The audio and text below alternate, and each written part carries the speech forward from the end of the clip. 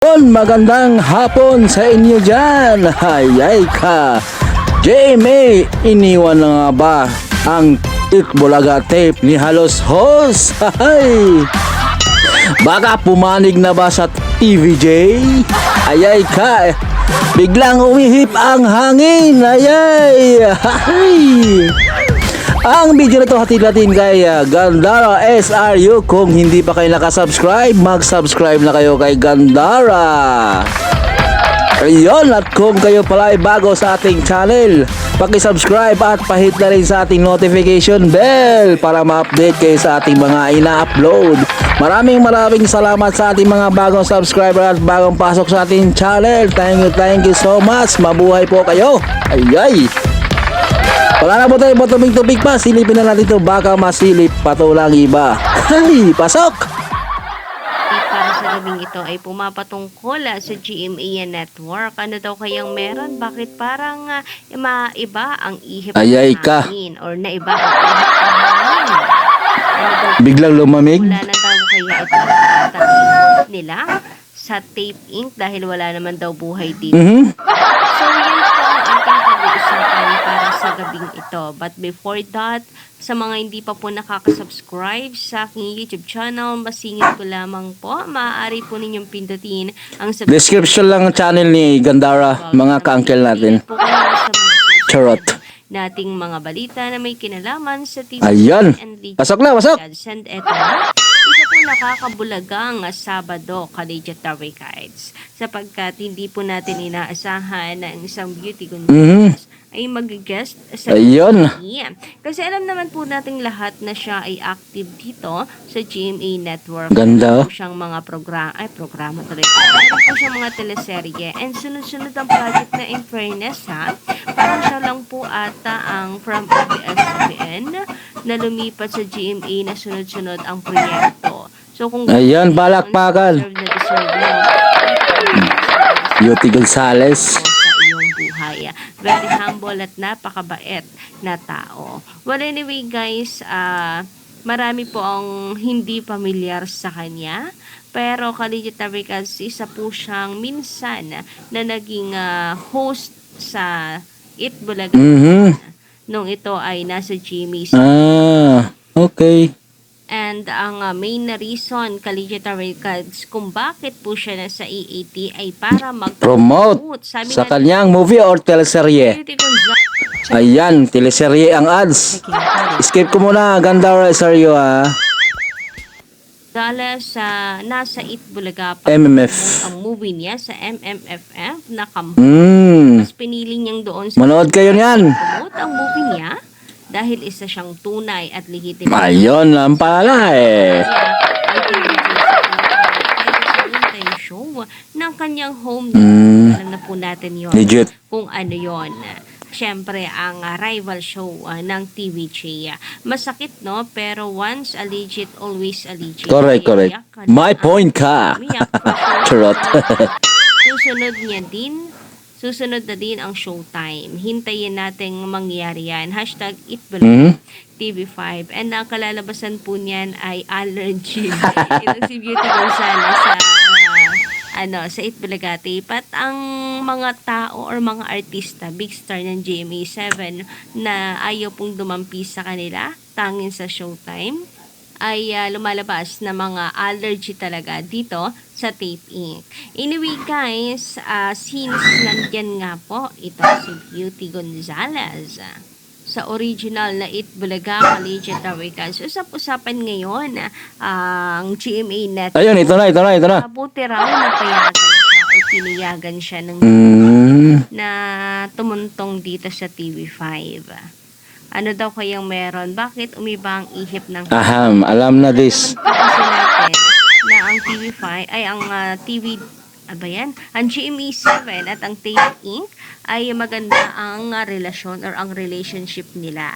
So, since pinayagan nila ang kanila pong artista na si Beauty Gonzales na tumapak dito sa Itbulaga, ibig sabihin lamang po kaya nito ay pumapait na ang relasyon nila. Kasi bago pa man po magkaroon Baka, ang resulta ang IPO, nariyan si Rochelle Mhm. Pagulan, si Alden Richards na hindi nila pinayagan. Tapos biglang boom, nung nagkaroon po ng issue ng resulta sa IPO, ay eto na ang kanila po pagpasensyahan na yung aso, tumatahol. May background tayong tahol-tahol.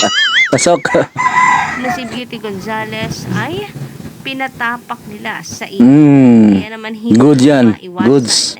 ng mga na unti-unting tinatalikuran ng GMA ang Tape Inc. dahil unti-unti itong natatalo ng TVJ sa laban. Hindi kasi magkaaway si Vice Ganda at yung TVJ. Kaya nakaapak doon si Alden Richard. Alam niyo naman yan, hindi mag-aaway yung si Vice Ganda at saka ang TVJ. Kayo ba? Well, yan naman po yung mga opinion lang ng mga netizen. Of course, lalong higit ng mga legit adawaykas. Kasi, sabi, gustong-gusto po talaga ng ilan naman, na talagang ayawan na. Isipin nyo, nasa GMA siya, ba't hindi siya na po nag-promote doon sa Tape Bulaga? Dito pa sa AAT, di ba? Isipin nyo yan. Mas siguro pumanig yung GMA doon siya mag-promote sa kanyang movie. Di ba? Ng GMA ang Tape Inc. kung maaari lang. Parang mas okay pa sa kanila na showtime na lamang ang ipalit. Yes. Since may collaboration na din naman ang GMA. Iba kasi dapat showtime lang kasi iba naman pangalan, hindi It Bulaga, di ba? Dapat lang. Showtime na lang. Palitan na yan. Napakalaking himala daw po kasi kaligitary cards. Ano daw yun? Walang nagawa ang GMA7 sa pagtutuhan ni Beauty Gonzales na mag-guest sa EAT or sa TVJ, sa TV5. Well, a big star din naman po nila itong si Beauty Gonzales. Hindi po siya nawawala ng project sa GMA mula nang siya ay lumipat ng Yes, network. correct. Charot. Star din naman po nila si Alden Richards, di po ba? And kanilang artista talaga ito, unlike kay Beauty na galing po ng ABS-CBN. Pero kanilang pinagbigyan. Pero dito, sa kanilang mismong artist, hindi nila pinapayagan. Ano daw yon? O baka sadyang nagkataon lang na mula nung nagkaroon po ng mga balita na panalo ang TVJ, ay lumambot ang GMA Network. Ano po palagay ninyo? Lambot. Na marami naman ang pumupuri kay Beauty Gonzales. Yan daw talagang tunay na digital cards. Hindi yung kahit pa sabihing humingi ng pahintulot sa original. And kitang-kita nga po, no, marami ang pumupuri dito kay Beauty Gonzales dahil may pagkakalog. Nga rin daw po ito. Bukod sa maganda na, napakabait pa. Bagay na bagay nga raw po ito sa EAT Collegiate Tabercans. So, sayang kung TV5, ano nga lang po sana siya, TV5 artist, baka po na siya ay muling makabalik at maging regular host ng TVJ or Papasok din yan na. With a new taste, sweet setup, Jolly Spaghetti. Laban lang para sa life goal. Ang haba ng ads. Wait lang Ayan na. original It Bulaga. Sabi po dito ni Jean De Hocus naman sa kanyang komento, shoutout po Gendara SRU, I love you. Kung ang Tape Inc. Bulagta ang number 1, ba't ganun? Para ka nanonood ng senior at Chisa Gedli, walang tao sa kalsada at sasakyan ay nagsasalubong na at si at ay kitang-kita sa daan. So, about po dito, advertisers, minsan hindi rin lang po ito patungkol sa minsan sa ratings. Minsan po sa quality or sa pangalan ng artista. Marami pong sikat na artista, guys. Pero hindi po na pagkakatiwala. Yes, may point ka. Endorse Tama. ng mga product. kagaya nitong parang ganito rin po ang scenario sa TVJ. Ang TVJ kasi guys, kapag sila ang nag-endorse, Iconic yun eh. kumbaga, Kagagat. kaya kapag sila Kagat kaagad yung mga endorser. mga advertisers na bibilihin ng mga fans, ng mga manonood. Dito sa Tape Bulaga, siguro kahit po tumaas ang kanilang ratings, nung mga nakaraan tumataas naman na ratings nila, di ba? Pero wala pa rin po silang nahakot na sandamakmak na advertisers kasi wala naman po silang magandang pangalan yung mga host. Kumbaga pag nadikit lang po ang kanilang company sa like Paulo Fuentes, may commercial po ba to? Wala naman, di ba? So hindi siya effective endorser, hindi po yung nakikita ng mga advertisers, kaya ligwak din talaga po sila. Yun ang palagay ko naman. Libwak. Hindi po kasi Ligwak. lahat ay effective endorser. Samantala, sabi naman ni Remedios Flores, magandang gabi sa iyo. Sana lakasan pa ng TV5 ang signal nila. Napakahina. Sulit yun. Nakasulit TV na ako, hindi ko pa makuha. Kaya sa YouTube na lang ako nanonood. Buti nga may YouTube tayo, di ba? Kung hindi, mahina dun sa kung saan na kayo nanonood, sa Antina ba, or sa Sulit TV, or sa ano ba yung mga channel na yan. Buti nga may YouTube eh, di ba?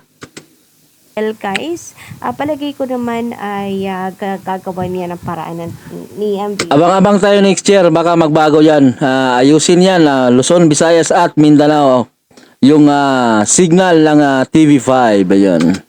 Sino ba namang hindi po gusto na lumawak po ang reach, di ba? Para marami pong makapanood. Siyempre, napaka-importante niyan para kay MV. Yes, correct. Mas marami po ang makakapanood and more takaw po. Ang maganda po ng mga Yes. kumbaga ay nandiyan na ang TVJ, meron na rin po silang collaboration with ABS-CBN. So, tumataas na rin talaga at gumaganda ang quality nitong TV5. Kaya, for sure niyan, pati sa MVP, gustong-gusto rin na na lumakas ang signal ng TV5. So, hinay-hinay lang. Sino bang hindi may gusto niyan, di ba? Lahat naman tayo. Ngayon, ni MVP. Kaya, hintay lang natin pong magagawa. Well, yun lang muna guys sa update natin para sa gabing ito. Don't forget to click the subscribe button and notification bell para naman po sa iba pang mga balita. Abang-abang lang tayo. Diyan, by next year, baka pinangako ata nila yan na ayusin yung transmitter or sa signal, satellite ng TV5. Hayaan nyo, mawawala din yung Itbulaga, tape Itbulaga ni Halos Host. Huwag kayong mag-alala. Abang-abang na lang tayo kung kailan yan. Para wala lang gulo, di ba? Ayun kung hindi pa kayo nakasubscribe kay Gandara SRU, nasa description lang po, pabisita na lang at pasubscribe.